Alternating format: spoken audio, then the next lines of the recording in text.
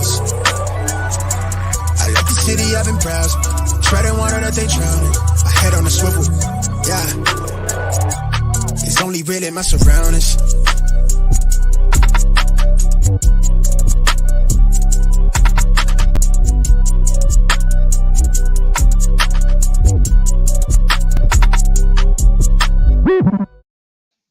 Hello and welcome to episode 92 of the Smash Accept podcast. I'm your host, Michael Royer. You can find me on Twitter at Dynasty_DadFF. As you can tell, the excitement in my voice, we're going to talk about 23 class again. You know, these 23 seconds are the question that everybody's asking about. They're like, Mike, John, Mung, you guys really nailed those 23 first. What do I do with the seconds? You know, like, what does that historically look like? What does this class look like?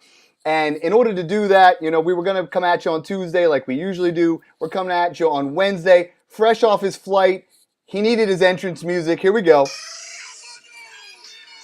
He's back. John's on the show to talk rookies, baby. Let's talk. Hey, how you doing, buddy? What's up, y'all? John coming at you. You can find me on Twitter at Dynasty_trades.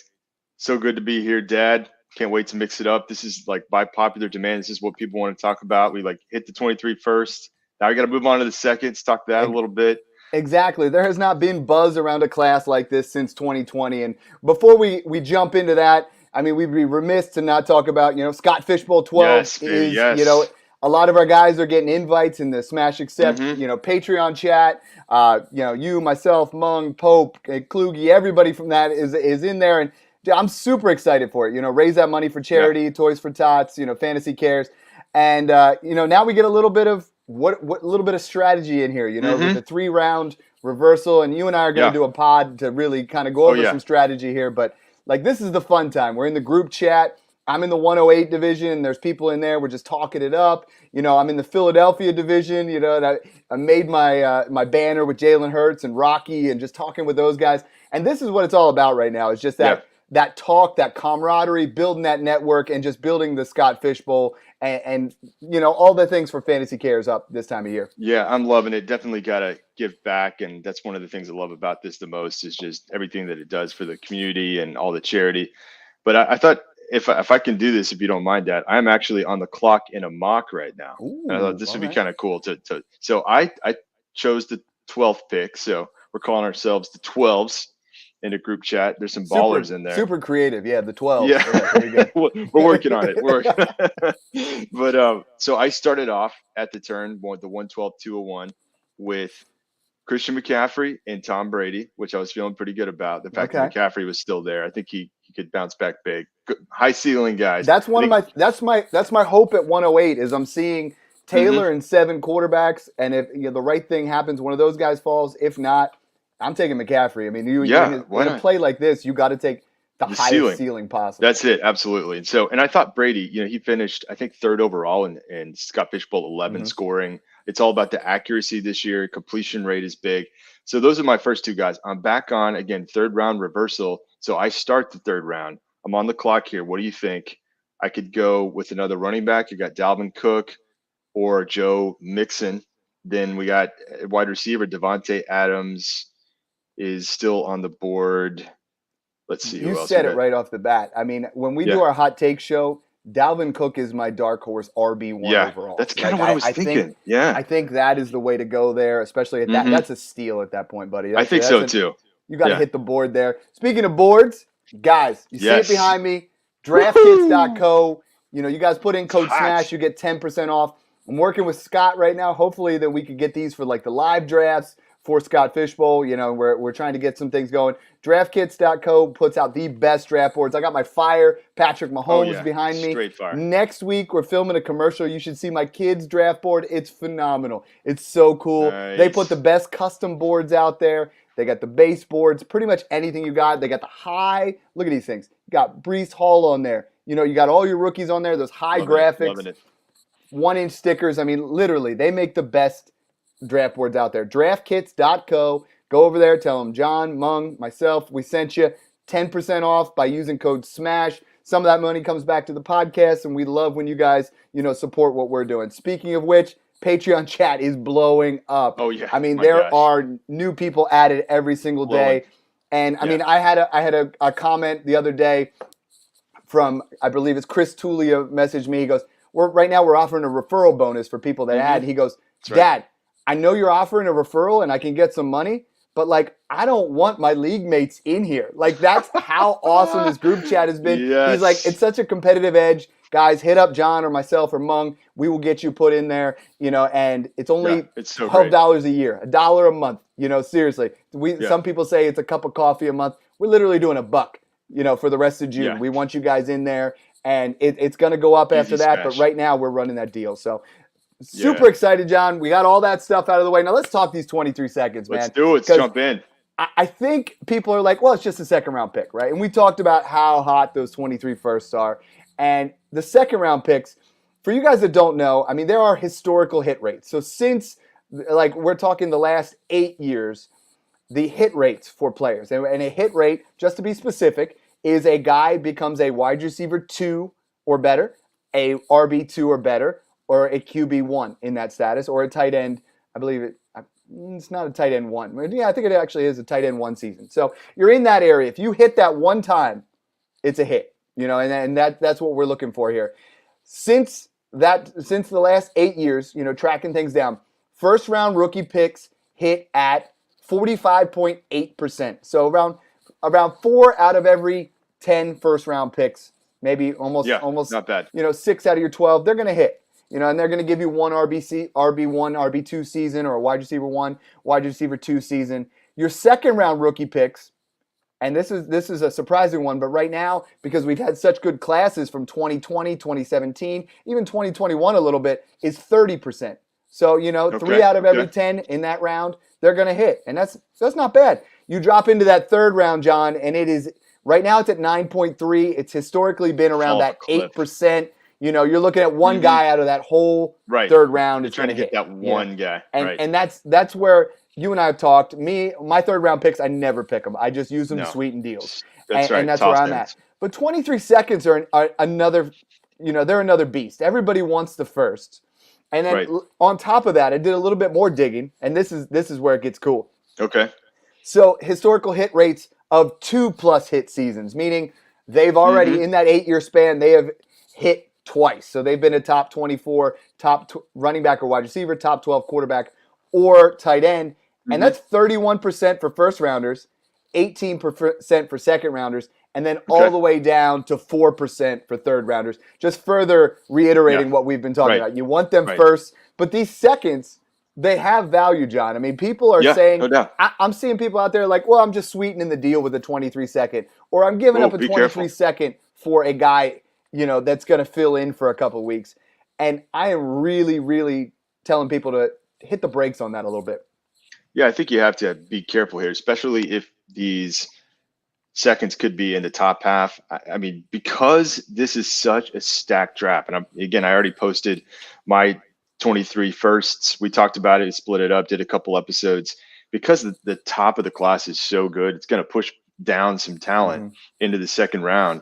And so we're going to break it down a little bit. But yeah, be careful with that, because I actually believe that the top of the second round could easily be worth more and have a better hit rate than the end of the first for this 22 class, honestly. Well, let's look at the past here a little bit. Let's look at this past year, 2021. This is, in May, this is kind of where things were at. You were looking at, Michael Carter didn't quite hit. Terrace Marshall, I mean, that one really set you back. Yikes, Elijah Moore, he hit. He was out there. Rondale Moore, not so much. Diami Brown, you're getting nothing. Amon-Ra St. Brown hit. I mean, that was a big surprise. You were getting him mid to late second. Kadarius Toney, the jury's not out yet. He could potentially hit this year.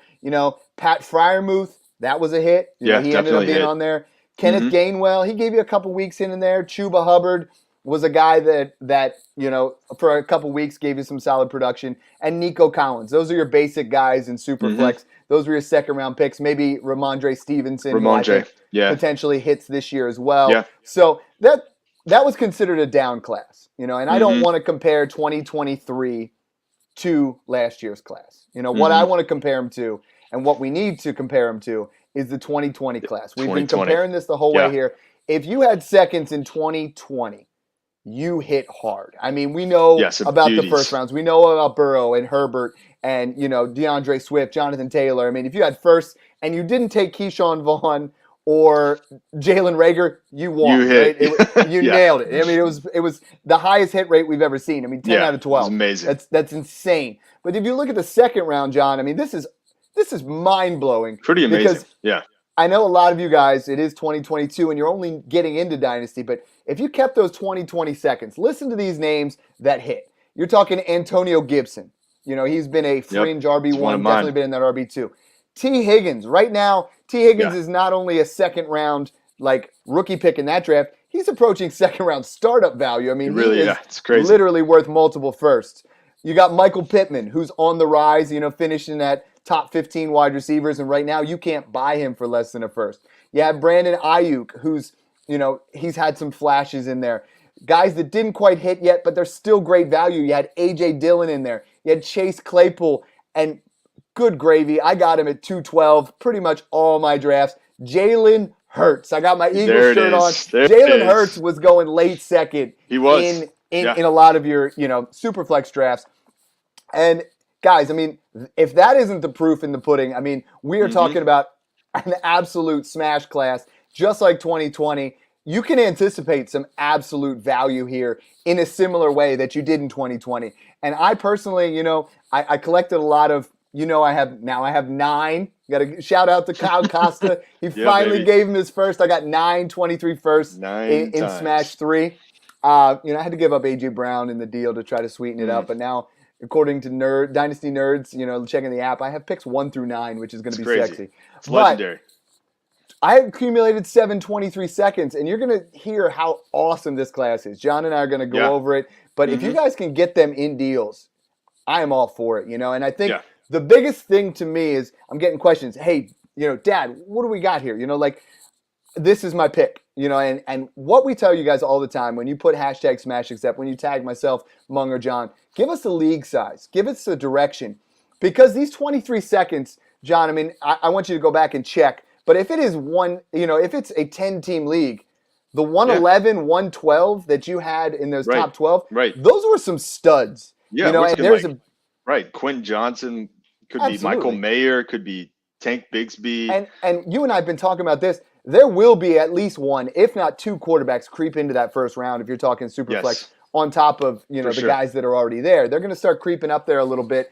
And just be leery of that. If it is a 10-team league, those seconds are different than if it's a 14-team league. People are trying to trade me, 14, like in Smash 1, I'm going to have the 101 likely. People are like, hey, I have your second. That's the 201. I know, but it's 15th pick, not 11th, not 13th, and you and I were talking, there probably is about 15 guys in this class that we really, really feel super strong who almost have a first-round value. And I want to talk about a poll that I put up here, John, where, I mean, right now, I put out there, I said, what would you value Superflex 201 in 2023 versus this class right now?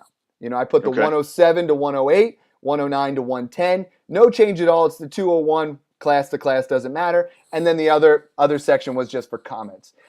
Resounding, everybody put the 107 to 108 in this class. That's the 43%. I'm close to that, because we're talking, that's Jameson Williams, that's Chris Olave, 33% the 109 to 110, 22% no change at all. They said the 201's the same every year. Definitely not agreeing with that. That's kind of trollish to me.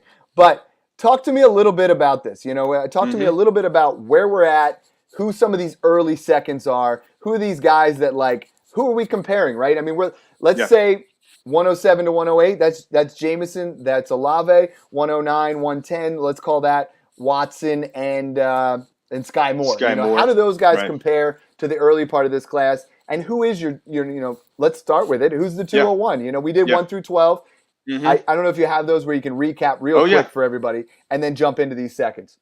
Yeah, let's just roll through it here real quick. So just as a quick recap for those that may have missed this, definitely go back and check out those previous pods where we broke down the first round. But just again, I had a premium top 5 blue chip players. That was Bijan Robinson, CJ Stroud, Bryce Young. Then I had Jahmyr Gibbs, and then I had Jackson Smith and Jigba. Those top 5. Then we had Keyshawn Boutte coming in at 6, could easily be in that top tier of guys. In that second half of the first round, I had Jordan Addison.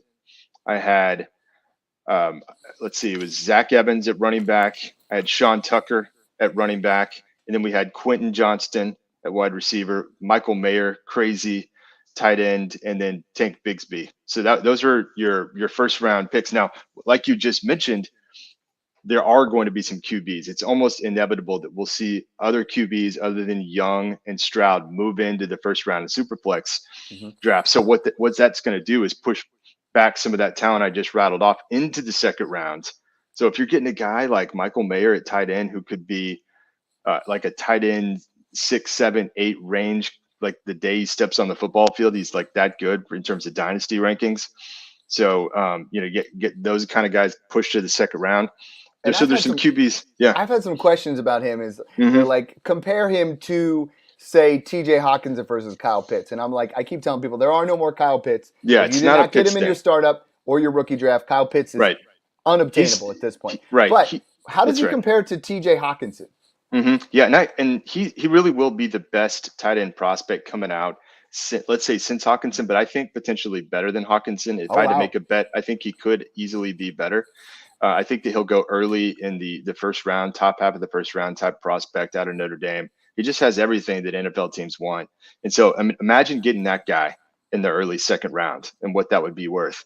But again, there's some QBs that I'll rattle off here, just start there, that easily could end up in the first round. And the reason I didn't put him there yet is because they still need to show it on the field. We still need to see some production. And so this is going to be a key season for them. But I mean, you got some early NFL draft projections of like 4 or 5 QBs going in the first round. So some of these guys are going to show. And so Will Levis out of Kentucky is the first guy that a lot of people like. A lot of people have him in their projected Superflex rookie first round. Anthony Richardson is another guy. He's a dual threat guy. I mean, he could be like that Jalen Hurts type guy that, like in the 2020 class, went in the second round and ends up he's a dark horse. He's a dark horse Heisman Trophy guy. He could be right out of Florida. 6'4", 236. He definitely has. He's primed for a breakout this year. He's got some wheels too, for sure. Yeah, and then there's a guy, Tyler Van Dyke, that has that prototypical kind of QB build, pocket passer out of Miami that a lot of people think he could move into the NFL first round. And there's a guy that I like, Phil Jurkovec out of Boston College. So there's some QB names to keep an eye on. And again, a couple of those guys might just pop. And again, I just imagine that you're getting someone like Tank Bigsby, running back out of Auburn, now available in the early second round. And again, that's another reason I love doing punts this year, because if you do it right and you get the 101 and the 201, it's like you're starting the draft with 2 firsts straight up. Yeah, and so just maybe rattling off a few of these wide receivers. I was going to say, I mean, like, there are wide receivers and running backs here who are just like, especially running backs. This year's running back class, you know, we're making a lot of stretches. We're really trying to push guys into the second round and kind of push them up there. Where next year, you're going to have those Antonio Gibson type, those guys like A.J. Dillon, where you're like, this guy could potentially be a starter, as opposed to, man, if this guy gets hurt, I'm going to have some value here. We're talking about real talent. Well, one guy, so just looking at running back, a guy that I really like is Kendall Milton out of Georgia. And a lot of people think that he actually just outplayed 2 guys in the backfield at Georgia that just got drafted. Yeah. So Zamir White and James Cook. Now, I know James Cook has been flying up boards, but Kendall Milton is actually could really show out this year. He's got a lot of the tools that people are looking for. I've seen some other respected analysts have him in the first round. I'm waiting to see a little bit of production. But he's a guy that could be a potential breakout. I mean, I was reading up on Football Guys. You know, if you guys don't subscribe to Football Guys, you guys should. But I mean, he's a size athleticism guy that right now projects as a day 2 pick. You know, and if he gets that second round draft capital, we know what that means for NFL running backs. I mean, that means this is a guy that we're going to be bringing in here to be a baller right off the bat, and you're going to get him in the second round, John. I mean, like, this is what we're talking about. Beautiful thing. Yeah, he is a guy that I'm keeping my eye on. There's Blake Corum out of Michigan, who's going to get a lot of pub at a big school like that. And then a couple of smaller guys that have just balled out. Deuce Vaughn, don't sleep on this guy.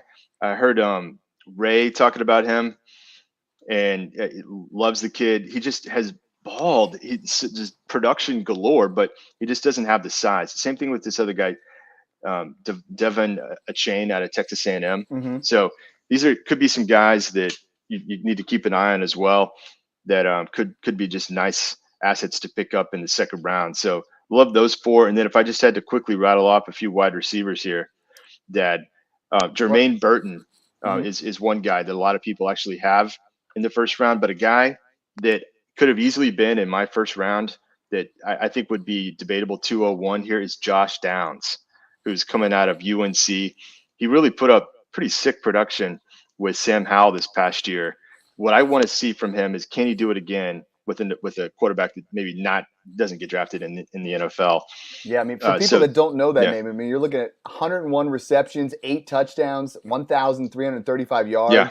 You know, and we got to give a shout out to Dynasty Howlians. He changed his name. We will not be talking about Sam Howell on the podcast again, but we wanted to give you that little shout. I mean, you know, there's some undersized wide receivers here who have some serious upside for sure. You know, and I'm super excited about that. You talked about Burton, Raheem Jarrett from Maryland. I think has some upside. You know, like there are so many guys here. Yeah, Marvin Mims. Exactly. Yeah, so that should just tell everybody though, like this is going to be a pretty solid second round of a year out. We already have this many prospects to talk about that could really ball out this year. And then staying with the tight ends that we talked about before, I mean, Eric Gilbert from Georgia. Eric Gilbert, absolutely right next now, in line. Fantasy football guys, I mean, they put out, he is a unicorn at the position, which creates mismatches all over the football field. 6'6", 265, and runs a 4.6. I mean, that's like Kyle Pitts athleticism, you know, like scary. Yeah. I mean, if he gets it all put together, I mean, this is a guy where right now, I mean, aside from McBride, there's not much in this class overall, you know, and I think that really gets me excited where we're just like, this could be an insanely special class. Could be a special class. Really could. Yeah. The next part I want to talk about is like the mentality of second round picks, you know. I saw FF Kyle _Kyle, great guy in the community. That's Dynasty FF _ Kyle M. You know, he put out there, he's like, if you knew in full certainty of the share of these stocks, if they were $100, but then in 6 months they go up to $120, wouldn't you be buying the stock? You know, and other people are like, well, second round picks are kind of like lottery tickets. We kind of get there. You know, it's like in this class, John, would you liken this class more to, hey, it's a lottery pick, let's see what happens? Or do you compare it more towards a stock where it's like, this is going to go up in value, and I see myself investing that $100 into T. Higgins, where now he's worth $200. Yeah, I think these are good investments. At a minimum, you're holding these. They're going to gain in value. I mean, as the college football season starts to get going and you start seeing some of these players put up major production and everybody's talking about it. I mean, these are assets that are going to get a nice little bump over the course of the season. And so I think they're great investments. I would definitely focus on thirds and fourths as toss-ins and don't get too carried away and start throwing your second in to close a deal. Because I'm seeing that a lot right now, John. I'm seeing that where like people are like, well, you know, why don't you? And this is a strategy that you're definitely going to use. Is, you know, if you're involving some things, I mean, the 23 firsts are hot. I've traded a few here and there, you know, and when I do that, I'm trying to target their 23 second back. In return. You know, because I'm like, well, you know what? I'm going to give you, let's say, for instance, I'm going to give you Jacobs in my 23 first, but I want ETN and your 23 second. Just start there. You know, and maybe that's not the deal. But when you do that sometimes, I know as well as you know, my first is probably going to be late in most instances. And if it isn't, I already have addressed that. I've already owned it. But I believe my first is going to be late. Then I'm in a situation where it's like, you know what? I'm going to try to get his second I really back like that strategy. because it sounds like on paper, the firsts, we know the hit rates. We just talked about them. But if we can get that guy, he finishes at the 6th seed. Now I get the 206, and I gave up the 112 to make myself move down upgrade. a few spots. People don't always look at that, you know, and they're not all as sharp as everybody in the Smash Accept group chat. You know, like those guys, we share that knowledge. That's why people don't want you guys, you know, you other listeners to get in there. You should definitely get in there so you get those kind of tricks. Right. But I think that's something that that needs to be brought up. Another thing is, you know, I put it out there. John, I mean, like, I was looking at Dynasty Trade Calculator, and we're going to talk about some of their second-round picks, but I put some polls out here. So who would you rather own in a typical 12-team Superflex? So I started with the wide receivers, and I put out Michael Thomas, Christian Kirk, Chase Claypool, or a mid 23 second. Now, if I give that option to you, you're just building your team. We're not saying you're one way or another. It's a mid 23 second based off what we just said. That's somewhere in the 204 to 206 range. Based off those guys you just talked about, who do you want? Michael Thomas, Christian Kirk, who just got paid, Chase Claypool, who said he's the third best wide receiver in football, maybe the third best wide receiver in Pittsburgh, that mid 23 second. Let's talk about this a little bit. Yeah. So the first thing I'm going to say is the one of all four of those options that's going to gain in value is going to be that mid 23 second. Those other three, it's a lot of risk. It's quite risky to say they're going to go up in value. Let's say Christian Kirk posts 1,000 yards this year, or Chase Claypool for that matter. Are they going up to a 23 first?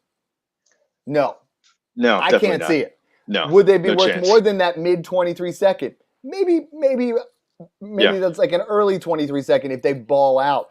But based off of, and we talk about this a lot, they are not necessarily likable assets right now. They're not guys. I get Christian Kirk thrown in deals. I get Chase Claypool where I'm like, I'll give you Claypool in a third for a second or something like that. I mean, that's where we're at right now.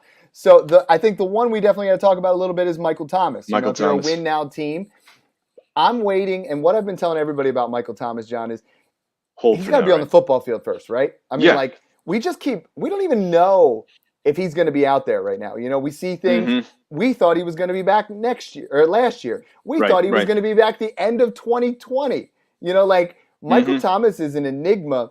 And given the opportunity, I keep getting questions. It's like, who would you rather have, Michael Thomas or Nuke? My answer is neither. I want Allen Robinson, and I'll give you a third. That's where we're at. But I'm a little scared about Michael Thomas. My answer between Nuke and Michael Thomas was Nuke because we know it's only a 6-game suspension. Yeah. Michael Thomas, we have no clue what's going to happen. He may not come back, yeah. And if he comes back week 1, he will go up. But will he be worth more than a 23 second?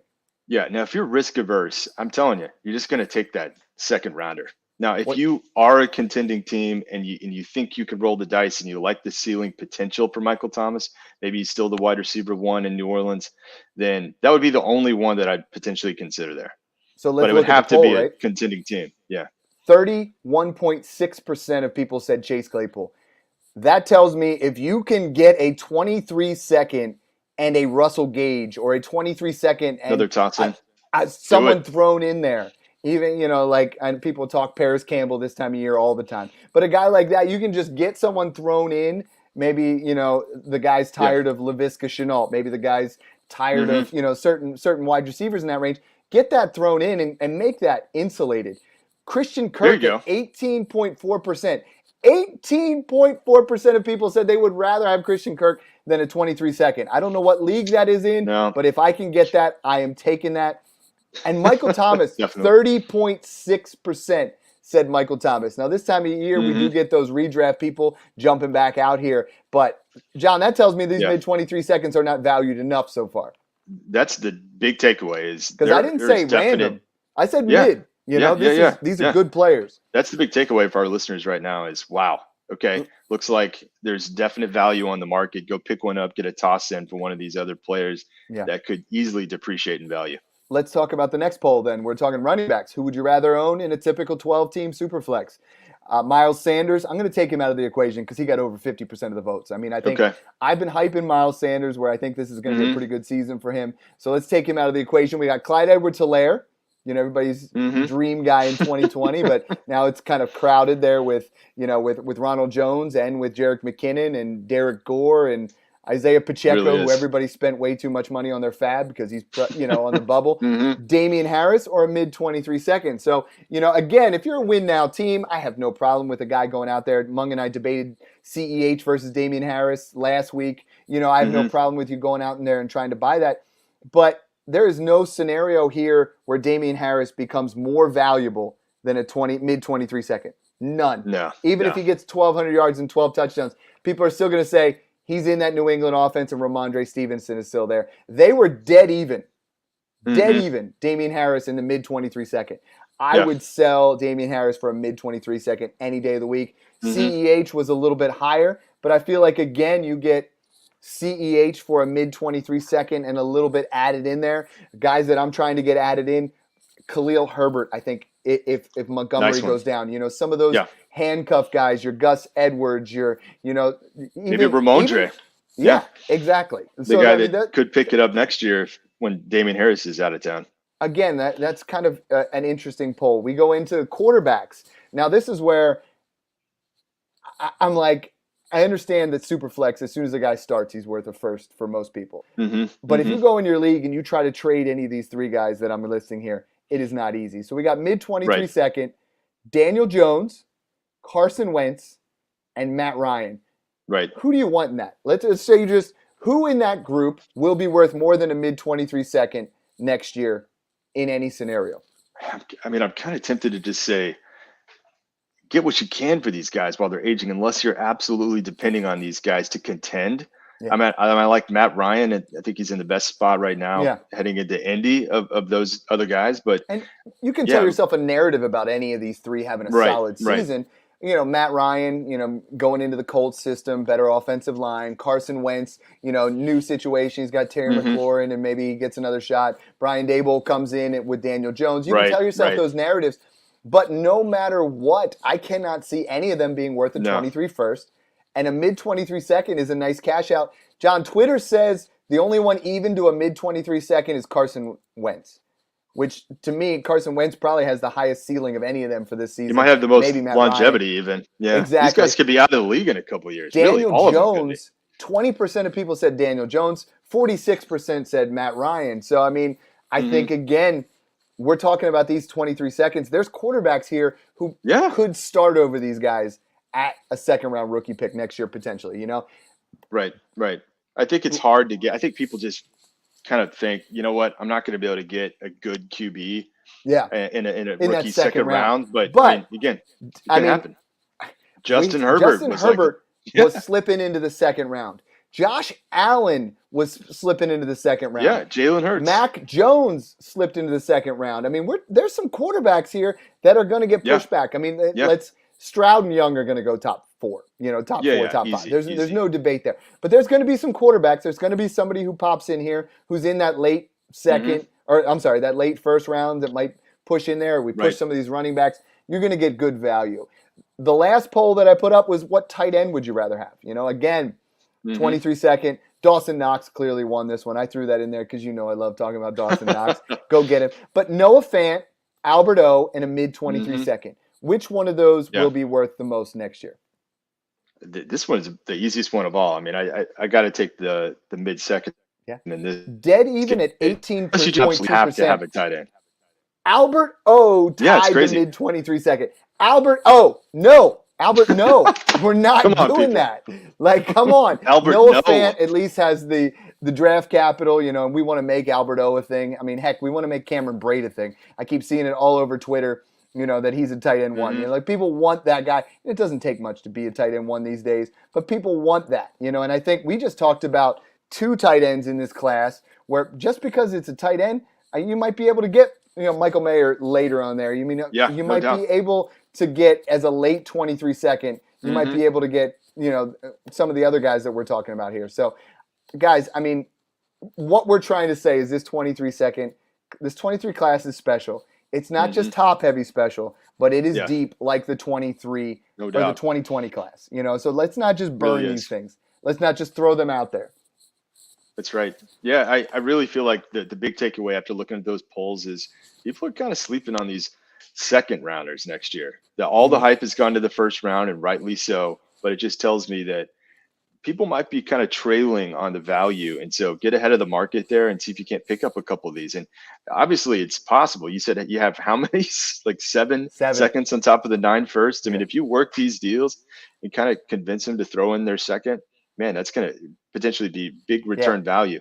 And I do all the time is when we're trying to sweeten something up and I'm like, you know what? It's not bad, John, but why don't you throw me your second? I'll throw you my third. There you go. I feel Perfect. You're winning this deal a little bit. Let's even this out because it happens. I do it all the time. And people are like, what's the difference between a second and a third? A lot. Right. Like we just talked saw the hit rates are 30% all the way down to 8%. Yeah. Third round Give him the picks third and are the fourth. sweeteners. They're sweeteners. Just throw them, add them to the deal to get the seconds, because that's where I want my lottery tickets to not be half scratched. I want them to be an area where I'm like, yo, my kids find those all the time. They're like laying on the floor at Target. They're like, Dad, they only scratched half this one. I'm like, no, you ain't winning. Sorry. That's just not how it goes. But love that one. So, Dynasty Trade Calculator, I want to go over the guys in this range, and I'm just going to say a name. And sorry, I keep scratching myself with my nose here. I don't know. That must mean somebody's talking about me. I didn't know what that's. Isn't that what they say? Like I think that's right. Someone's like talking about the Dynasty Dad. So I'm going to say a player, and I want you to say 23-second or that player. Are you ready? I'm ready. So these are the guys that are like right in that same area that they have ranked as such. So let's start out with Mike Gesicki. Second. Absolutely. I agree completely with that. Let's move on to our next one here. We're going to go with, let's go Ramondre Stevenson. He might be one of the ones I still hold on to over the second because I really like his opportunity next year. That one's pretty close. They're talking third down work. They're talking about him splitting out wide from time to time. And I've been telling people, if you have Damian Harris and you can somehow move him to Ramondre Stevenson, or you can get Ramondre Stevenson, do it. I think it's going to be committee in New England, and a lot of people are like, and they just drafted two more running backs, Kevin Harris and Pierre Strong. But knowing Belichick and knowing, his use of rookies, I think he's going to go with Ramondre next year and trust that guy. Let's go either Kadarius Toney or Rondale Moore. So either of them or a 23-second. I wanted Rondale to be a thing. I did too, but I don't think I really did. I had one share left, and I was like, so far. I pushed it out for the 207. So I think if you could move him for a second, you would, and just reset the clock. What about Toney? I just haven't been able to buy in on him. Even coming out, you might remember some of the analysts that we had on last year too. I just kind of got off Toney. I know the talent's there, man. And I really think I could be a little bit too low on the Giants right now with Dabo coming in. Maybe he can get something out of this guy. But I'm kind of tempted to say second over both those guys. I like it. This next one, I'm not even going to let you answer. Dalton Schultz, that's a smash. You go get Dalton Schultz and tight end give premium. Me Schultz. I am shocked that he's at this value. And Dynasty it's just the contract. That's the only thing to take advantage of that situation. I told you, and this is the move that I've been advocating in my insulated deals. I got twice now, 2 different leagues. I got Dalton Schultz and a mid-23s first for George Kittle. And I'm all for that production. Boom. Yeah. Let's talk 2 more running backs here. Let's talk Kareem Hunt and Chase Edmonds. We don't really know what that Miami situation is. We don't know what the Kareem Hunt, breakdown is going to look like. And Kareem Hunt and Chase Edmonds, both 26 years old now, on that fringe of being called an older running back. 23-second or these guys? Man, that's a tough one. Because if Hunt does get shipped out of Cleveland and ends up the guy somewhere else, then that's going to be the ceiling is a play. Stud. Go get him. We've been talking late draft. Some of the guys they're like, I'm in the 21st round. Should I take Mark Ingram? Get D'Ernest Johnson. The dude balls out when he gets a chance. If Kareem Hunt does get shipped off, that's the quick play there. But if Kareem Hunt, what situation is he going to go to where he's worth more than a mid-23 second? Again, neither of these guys will ever be worth a 23 first, period. Mm-hmm. Yeah, no doubt. I think that if it's like an early second, I think you got to take that. If this thing projects to be mid to late. Projections everything in this class, right? Yeah, I think that this would come down to where the second is for me. Mid-second, I think it's about even with Kareem Hunt, personally. Okay. Chase Edmonds, I'll probably take what you could get for him. It's going to be a ton of backs there. You got Sony Michel, you got Mostert, you got kid that they drafted, it just brought in there as well. So that's going to be a crowded backfield. I think that he could do okay for the next. He's got a 2-year contract and he was paid the most. Maybe he gets some love there playing with Tua, but I just can't really pull the trigger going with him over the mid-second. What do you think? I'm on board with you. I'm taking that mid-second. Okay. I do like Hunt. Maybe if I do that, I would ask for Hunt in the third. And try to do something like that. I am out on Chase Edmonds. I believe that Raheem Mostert eats more than people think. And I think he was McDaniel's boy, right? He brought him over, and they paid him too. It's like he didn't get I mean, it's only 3.25 million, but I think he gets some serious playing time until he gets injured by like week 4. That is a crowded backfield. Yeah. Last position player that Dynasty Trade Calculator says is dead even with a 23-second is Brandon Cooks. I think Brandon Cooks is a nice buy if you could potentially perennially underrated. Yeah, all the time. I mean, he's 28 years old, just turned. And I think you're looking at how many 1,000-yard seasons does this guy have to put up? Like seriously. Yeah. And I think we're looking at a guy here that belongs much higher. But likely, if you're dealing a second, it's a late second. If you can get Brandon Cooks for a second, you do it. Interestingly enough, we talked about some of the quarterbacks.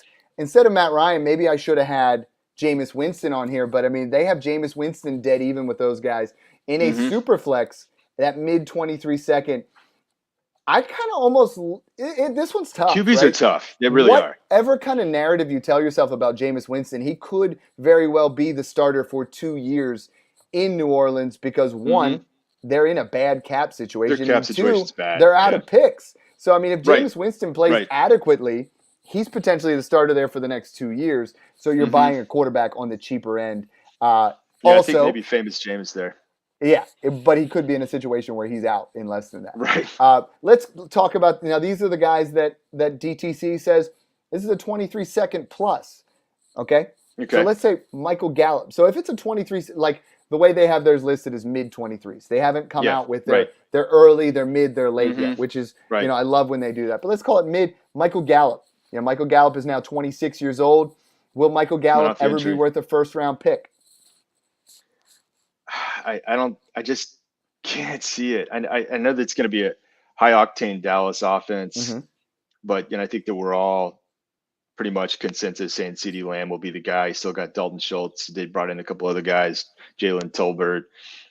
I just don't know if there's going to be enough targets to go around for Gallup to ever be worth more than an early second. I think that if you could get a second right now, especially like early to mid second for Gallup, you got to take that, right? Absolutely. What do you think? You with me? I think I'm selling Gallup at that. And I think he's probably a hold until he steps back on the field from the injury. I just don't see him going value-wise too much above that right there. You know what I mean? I think that seems like I think that's kind of where we're looking here. Let's talk about a few more in that area. Let's talk. I think we have to at least talk about DeAndre Hopkins. What second-round pick? Yeah. And I know it hurts me to even say it, but what second-round pick? I mean, you're our expert on where these guys are. Which one of these players would you call the line of DeAndre Hopkins? I'm definitely, if I have Hopkins and I do have him in a couple of leagues, I'm definitely strategy-wise holding him. Yes. And, he should still be strong down the stretch. And so you're looking to trade him to a contender and see if you can get it first. But I think if we're all being honest, we're just worried about it getting even worse for Hopkins and just getting what you can for him. I mean, I would try to hold out for a first or like 2 seconds for that guy. So I think I'd value him at like 110 to 202 range. Yeah. Kind of in there is probably where I would put him at the moment. I think in 2022, if you're still drafting, you can get the 110 in 2022 for DeAndre Hopkins. Maybe. Yeah. But next year, you're not getting it. You're just not going to get it. That's the thing. So you may want to shop a little bit. Yeah. I think DeAndre Hopkins becomes a very interesting situation, and Michael Thomas is in that same area. Some other wide receivers that are in that same area, is Hunter Renfrow. I think people put they would rather have Hunter. They would rather have Hopkins and Michael Thomas than Hunter Renfrow. And I mean, Hunter Renfrow is coming off he was just a wide receiver one season. Right. He just got paid. He's 26. They're going to use him in that offense. I think he's the cheapest guy in this scenario. I think it's Devontae that has people scared, but I mean, it is. But they're going to throw to Renfrow. If Waller gets hurt like he did last year, Renfrow is easily a wide receiver too. He's again, the guy. Right? I think. Yep. The guy that everyone talks about on Twitter in the same area is Gabriel Davis. So Gabriel Davis obviously absolutely exploded in the playoffs, and there's a lot of buzz around him. But there's Dawson Knox there. There's a lot of people want Jamison Crowder to be a thing. I think it's going to be Isaiah McKenzie in the slot as that guy. Yeah, but I think so too. I mean, there's a lot of mouths to feed. James Cook is going to eat into some of that area, a little bit. Mm-hmm. Where do you have Gabriel Davis, and would you pay any of the 23 seconds for a guy like Gabriel Davis? Yeah, he's definitely worth a second. I don't think that anybody would want to pay a first to get Gabe Davis. He's really inconsistent. Like his best ball ADP is like miles better than his like redraft or dynasty ADP because he's so inconsistent. He'll have those huge games where he just blows up, boom games. But I would put him at an early to mid second round right now, and I think that you're right that there's quite a bit of risk on this guy. He's just one of the most debated receivers right now. Like Darnell Mooney and Gabe Davis, those guys could be huge, but then it wouldn't just shock you if like by next year they're both just falling down charts. Absolutely. I love doing this. We do this on the phone all the time. I do this with Mung all the time. We're going to go impromptu trades. I just straight up pulled up dynasty trades. That's what we do. We got a little bit of time here. Let's just do it. So the first one, the Fantasy Turf, and that's at Fantasy Turf Nate. He's looking at a 1.75 tight end premium, 6-point passing touchdown superflex. Side one, okay? Christian McCaffrey, Mac Jones, and a 23 second. So I'm bringing all these are going to have 23 seconds in them. Or Trevor Lawrence, Cam Akers, and Keenan Allen. I'm going to go first. I'll make it a little bit easier. Okay. I think we're looking at a situation here where Trevor Lawrence and Christian McCaffrey go very similar in drafts. Lawrence goes before McCaffrey, and I think McCaffrey's value will continue to go up as the season gets closer for our redraft people. But then that makes it real easy for me. It's Cam Akers and Keenan Allen or Mac Jones and a 23 second. And Akers and Jones go in that same area. I am smashing Keenan Allen for any 23 second. So I'm really leaning the Trevor Lawrence side, even though if we talk about those 23 seconds, we talk about Christian McCaffrey all the time. I think just the upgrade from Mac Jones to Trevor Lawrence. And then I would cascade this and probably move Cam Akers. Yeah, because you're not an Akers guy, but apparently he's 100% healthy. I think he's going to get a ton of work, all the red zone touches in LA. Yeah, I think that's definitely that's the move. That's a smash. You're right. Nice breakdown. All right, we have one here. FF Prognosis Negative. He says he's got a trade here. He's thinking about countering with a 23 second. So that the trade would be Hollywood Brown or Pickett and a 23 second. Oh, no, I'm sorry. Yeah, so it becomes difficult there. I mean, it depends on – it is super flex. No, I think it's a first plus a quarterback is too much to give for Brown, but what are we thinking there? I mean, would you give up that 23 second on top of Pickett to get Hollywood Brown, or are you rolling with the quarterback in the pick? It's basically 2 seconds for Hollywood. I think that Hollywood's going to start off strong. I think he's going to gain in value there in Arizona, but it does feel like that might be a slight overpay. Definitely not paying Pickett in a first for Hollywood. So it's reasonable. It really comes down to, do you think that Pickett will become the starter and hold that starter position in Pittsburgh? So I think that I probably think the answer is yes, first round draft capital. And so I'd probably put slight edge to Pickett in the second there. Yeah, I love Hollywood. So, I mean, I'm rolling Hollywood. I think even out there, depending where that second is. If it's early, I'm there. I think, but any quarterback, go in that situation. Now, this guy, Dealin Dan, this is the trade that we're talking about, John. This is exactly what we're saying to avoid doing. Says he gave up his 23 second for a 23 third in Wan'Dale Robinson. Oh. So this year's second rounders, I mean, let's talk it. It's Dotson, it's Wan'Dale Robinson, it's Pierce, it's Zamir White, it's Rashad White. I mean, like, this year's second, I think, aside from Dotson and White, maybe Pierce, I still just don't see any hits right off the bat. I think Jahan Dotson has fallen into that second. I think Pickens has fallen into that second, and those are the early guys. But after that, I feel like we're really almost comparing thirds, where this is a scenario where I think Wan'Dale Robinson is one of the most overrated guys in this draft. I think giving up Wan'Dale Robinson that third sounds okay right now, right? And this is what we're trying to teach. But I think the 23 second is going to be worth considerably more. Yeah, those hit rates don't lie, right? That's just trading away 2 dimes for a quarter. Yeah. So I think you hold on to the 23 second in that one for sure. You're right. I like it. We're vibing here. I like this. Yeah, We're man. doing some actionable content. at Tyler_FF, guy that we wanted to get on the show, we're trying to talk to a little bit. He was mentioning, is James Conner worth 2.23 seconds? No one's paying a first for James Conner. That's kind of where we're at right now. Like, you might be able to get a first for Leonard Fournette, but James Conner, no one's giving you a first. Are you giving up 2.23 seconds? If so, let's talk about it. I mean, let's call them both mid. Are you giving up two? You're a contender. You have 2 mid seconds. They aren't yours. Are you shipping that off for James Conner? I might consider that. It's probably I would say that's about dead even. So it comes down to your strategy there. But I kind of like it. If you need a running back and you're contending, this guy just balled out. He scored constantly in that offense, and it doesn't have a lot of competition. I mean, they did bring in just Keontae Ingram. Keontae Ingram, thank you. Nothing Keontae Ingram, yeah. Eno's sounds like from camp is starting to move ahead of that there. And, he's a guy that I claimed on waivers this week in multiple leagues. And I'm not wild on Eno Benjamin, but James Conner has not been the beacon of health. Yeah, he's had health challenges, and I think that's the risk. But I think that it'd be worth potentially shipping 2.23 seconds for Conner if you're contending. I think I'd do that. I think so too, and that was a response to my actual brother, at the Dynasty Lefty. He put, "What are you willing to pay for Melvin Gordon right now?" Surprisingly, the answer was a 23 third. I would pay that. I would pay a 23 third, but I would not. I know I did in the beginning of the offseason, but I would not pay a 23 second for him at this pot. Would you pay a 24 second? Now, we don't talk about that much. We talked about the 24 first. We talked about how that class is starting to really shape up nice. Yeah. Would you pay a 24 second for Melvin Gordon?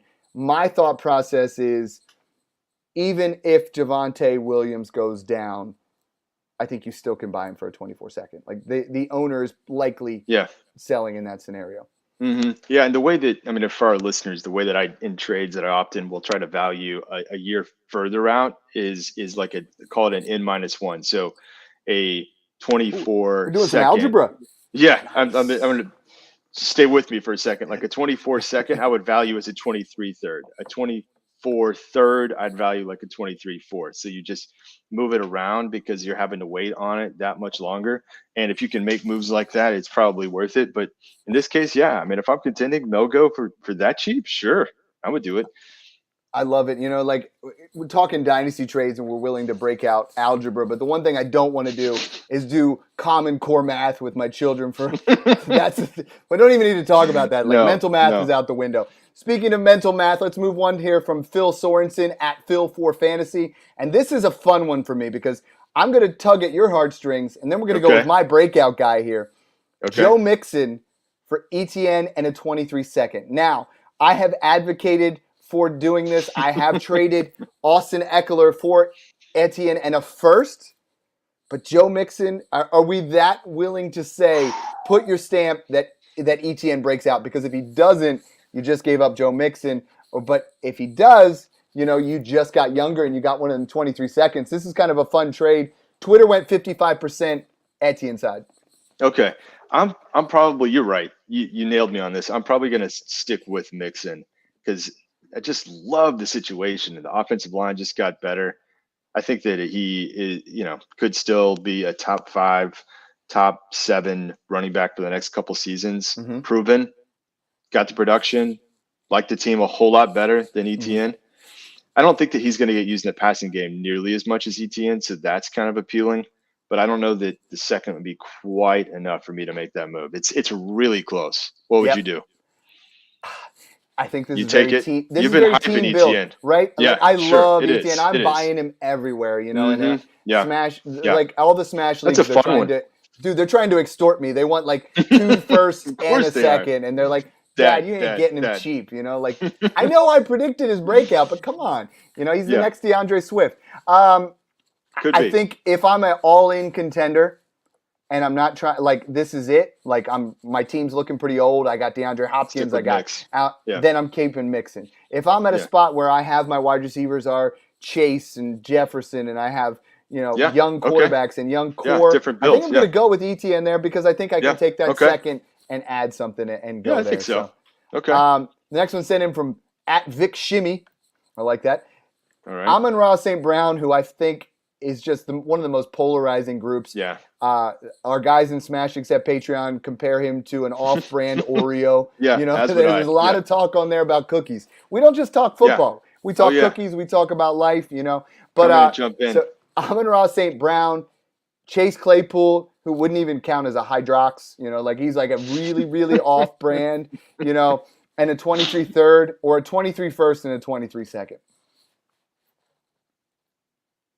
You got to prefer the first. I think 23 over first. Amon-Ra. 23 first is worth more than any of those by far. Yep. Amon-Ra, I'm not as high on. I'm shimmying over to the 23 first there, babe. I think the guy tricked him by throwing in that 23 third, guys. I'm telling you, if you say I'll add my 23 third, if you add your 23 second, you're going to be surprised. Or you say, hey, I'll add my 23 third if you add your 24 second. Get those seconds. The hit rate is 30%, not 8%. And then when you get to year 2, it still stays around 30% instead of 4%. Right on. It's right on. Huge. So tell one more Dad. Here. What's that? I said, tell him, Dad. Hey, tell him. I'm excited about this. One of the guys. Good stuff. There's been a lot of stuff since Scott Fishbowl came out, and there's like, hey, who's someone that you want to listen to? Who's a podcast? And we're starting to get some traction there. And the one person was like, you got to listen to Dynasty Dad and the Smash Accept podcast. And the guy goes, dude, he's like, you definitely don't do it like talk. It's more talk radio than it is just sitting here talking. And that's what it is, man. I'm passionate about it. You're passionate. I'm not just going to sit here and talk about ETN without getting excited. I just get excited. So we're going to do one more here. I love this guy. He puts out a lot of polls. Triple threat fantasy football. He always has those. He breaks things down here. Mm-hmm. He said, no, we're not even going to talk seconds. I'm going to do his polls. Let's do it. I'm going to do these real quick with you. All right. You ready? All right. I'm ready. I know it's off, but Cam Akers or Jerry Jeudy? Cam. Smash. That one's 65. Cam, easy 65, smash, 35. Akers or Bateman? Still Akers for me. I agree, but Bateman won the poll. Akers or Aaron Jones? Akers. Not close. Akers won that one. Superflex, Akers or Cousins?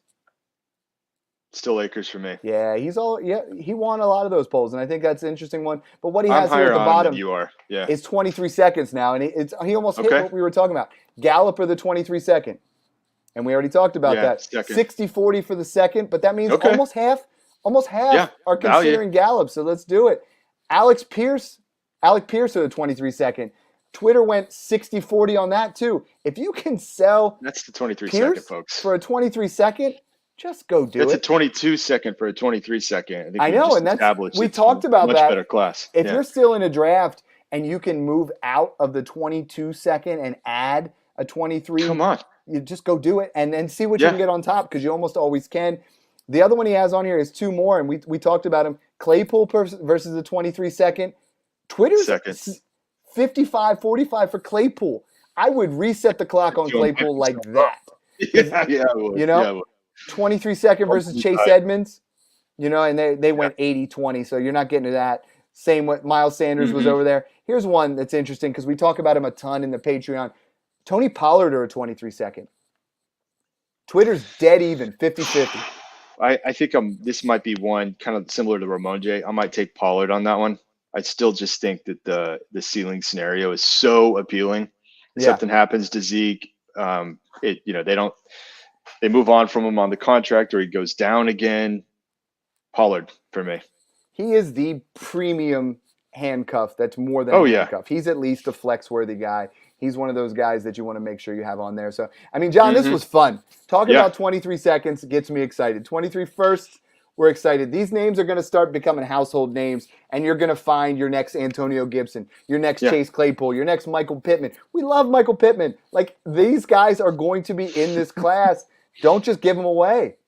Yeah, and that's what I want to tell everybody is, if you're just not sure about it, you're like, I don't know if I'm going to hit on these seconds, and there's too much risk and uncertainty.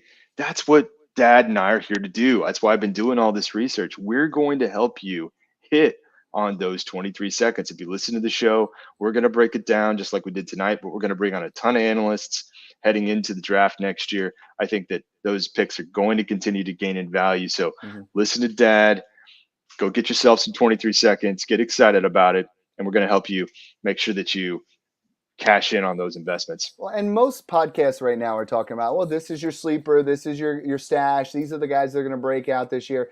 What we're trying to do is put you guys ahead of the curve, right? I mean, That's you right. guys That's know right. who the guys are that played last year. You can look at the writing is on the wall. But what we don't want to do, we don't want you guys to be like, yo, guys, hey, we were listening to the podcast. You didn't tell us what this class looks like. You know, everyone knows about the first, but I just threw a second out there, and I got a wide receiver 4, just for some depth. Don't do it. Save them. They're going to be worth it. And in the long run, if you can start accumulating those seconds, you're going to be able to move around in the draft, or you're going to be able to draft some guys that Absolutely are right in there. So boom. Thanks again for tuning in, guys, and enjoy the process.